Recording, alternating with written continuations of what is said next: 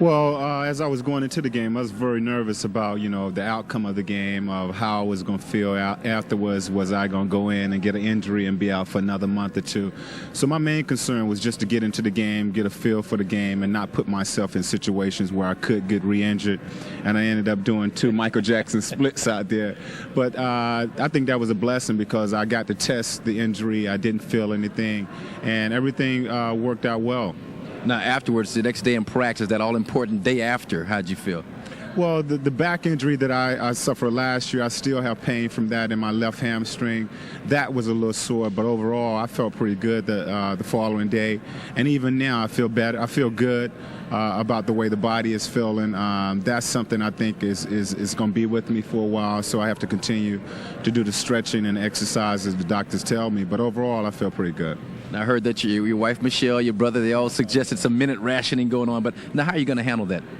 Well, it's difficult for me. They told me to hide myself on the perimeter, don't get down there with the big guys, and play that aggressive game that I have to play, in order to be effective out on the floor.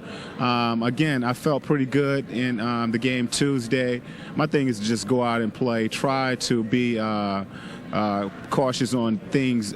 Certain situations I put myself in, but I can't go out there and just hide myself because I won't be effective. I might as well be on the bench. So I'll go out and play my game, but try and watch where I put myself in different situations. Now, everybody's talking about wait till Nate gets back. This is going to be a much better team. Is that unfair to put that much pressure or responsibility on one man? Well, I think it is. I definitely think I can help this team, but I don't think I was the reason we wasn't winning. I think we didn't do some of the things that we needed to do, which was play very aggressive basketball, take each possession, both on the offense and defensive end of the floor, serious.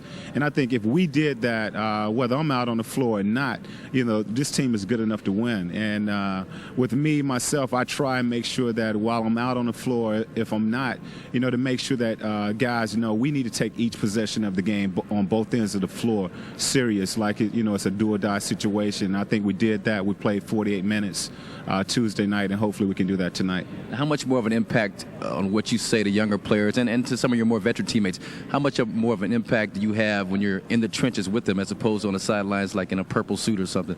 Well, I don't hold back. I don't hold the purple suit. They look at me like, man, you ain't sweating. You going out to a night spot or a dinner or something after the game.